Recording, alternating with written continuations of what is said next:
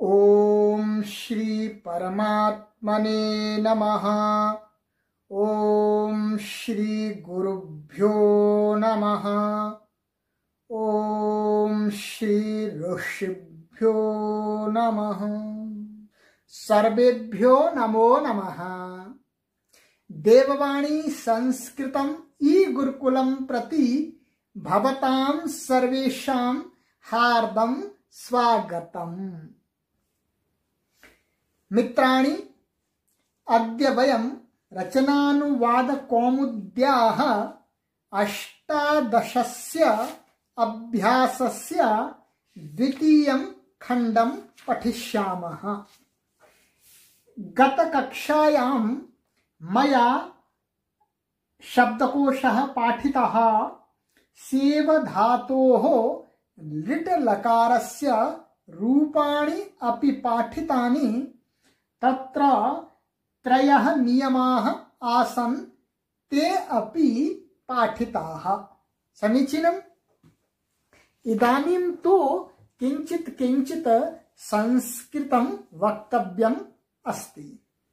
मध्ये मध्ये संस्कृतेन एव पाठयितुम् आवश्यकं भवति।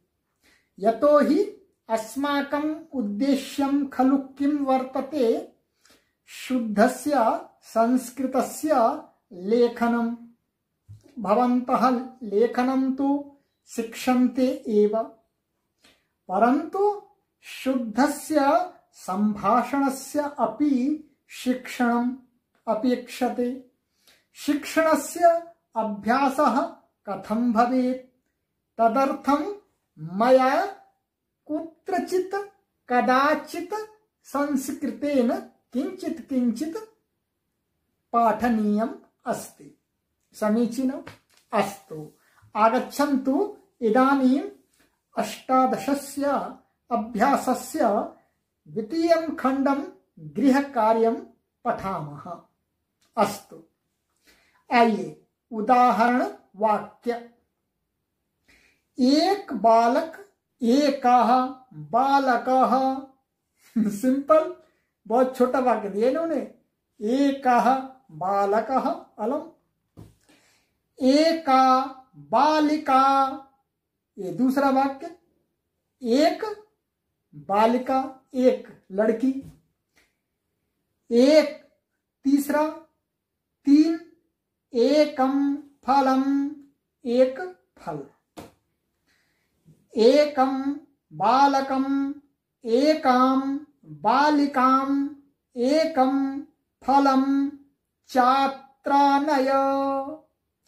एक बालक को, एक बालिका को और एक फल को अत्र यहाँ पर आनय लाओ। संधि हो रही है, ठीक है।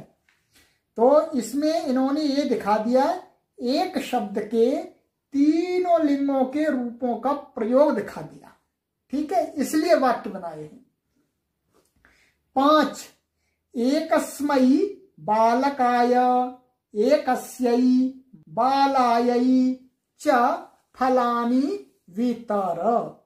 एक बालक के लिए और एक बालिका के लिए फलों को दो। 6, त्वं धनानां पात्रम् आस्पदं स्थानं पदं भाजनं वा असि। ठीक है, वो ही नियम आ गया जिसको मैंने बहुत विस्तार से पढ़ाया था।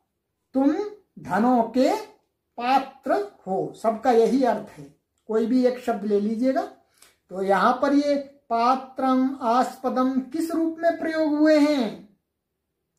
विधेय रूप में, इसलिए नपुंसकलिंग एक वचन आया है, ठीक है। पात्रेषु भाजनेषु वा जलम वर्तते। पात्रों में माने बर्तनों में जल है। तो यहां पर पात्रेषु भाजनेषु ये किस अर्थ में आया है?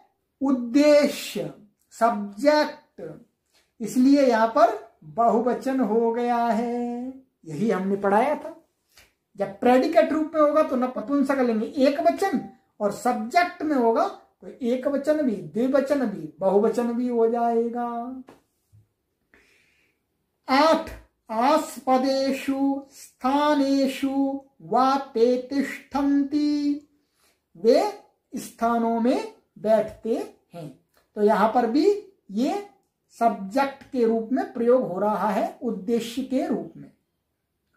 9 भवन्तः प्रमाणम सन्ति, तो यहां पर क्या है, आप प्रमाण हैं। तो प्रमाण शब्द किसमें प्रयोग हो रहा है, प्रेडिकेट विधेय के रूप में, ठीक है। 10 सह एकाकी अध्ययनात् पलायिष्यते, वह अकेला अध्ययन से भाग जाएगा। अकेला होगा तो पलायन कर जाएगा अध्ययन से। 11 सूर्यः प्रातः काले द्योतिष्यते, सूर्य प्रातः काल चमकेगा। 12 सह गुरुं सेविष्यते, दुःखं सहिष्यते, मोदिष्यते, वर्धिष्यते च, वह गुरु की सेवा करेगा, दुख को सहेगा, मोदिष्यते प्रसन्न होगा, वर्धिष्यते च और बढ़ेगा। 13 एके एवं वदन्ति अन्ये एवं कथयन्ति, तो ये ऊपर बता दिया था कि जब एक शब्द अन्य के अर्थ में प्रयोग होगा तो उसमें बहुवचन भी हो जाता है। तो एके एवं वदन्ति अर्थात कुछ लोग इस प्रकार से बोलते हैं, कुछ मीन्स अन्य लोग इस प्रकार से बोलते हैं, अन्य एवं वदन्ति कुछ अन्य लोग इस प्रकार से बोलते हैं। तो एक के बहुवचन हो गया, ठीक है। आइएगा अब आपका नंबर आ गया, भवतः पर्यायः इदानीम। संस्कृत बनाओ, ये आपको वाक्य दिए जा रहे हैं, 22 नियमों के साथ आपको बनाने हैं, ठीक है। अशुद्ध वाक्य, शुद्ध वाक्य। 1 सर्वेषां विद्यानां पात्राणि, गलत। सही क्या होगा, सर्वासां विद्यानां पात्रम, क्योंकि विद्या स्त्रीलिंग है तो सर्वासाम भी स्त्रीलिंग होगा। और ये अशुद्ध में सर्वेशाम कर दिया पुल्लिंग का अथवा नपुंसकलिंग का, जबकि उसको स्त्रीलिंग का होना चाहिए।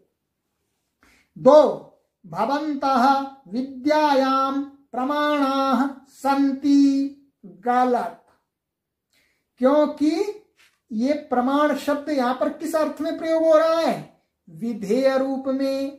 और विधेय रूप में जब प्रयोग होता है तो कौन सा वचन होता है, नपुंसकलिंग एक वचनम।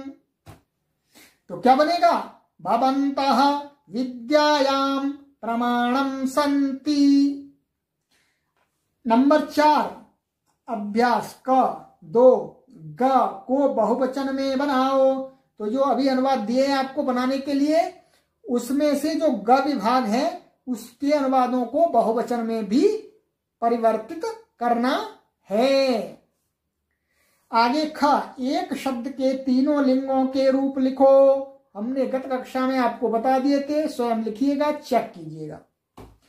ग इन धातुओं के लिट के पूरे रूप लिखो। ये सारी धातुएं दी जा रही हैं, इनके आपको तीनों वचनों में, तीनों पुरुषों में रूप लिखने हैं और स्वयं इनका मिलान करना है।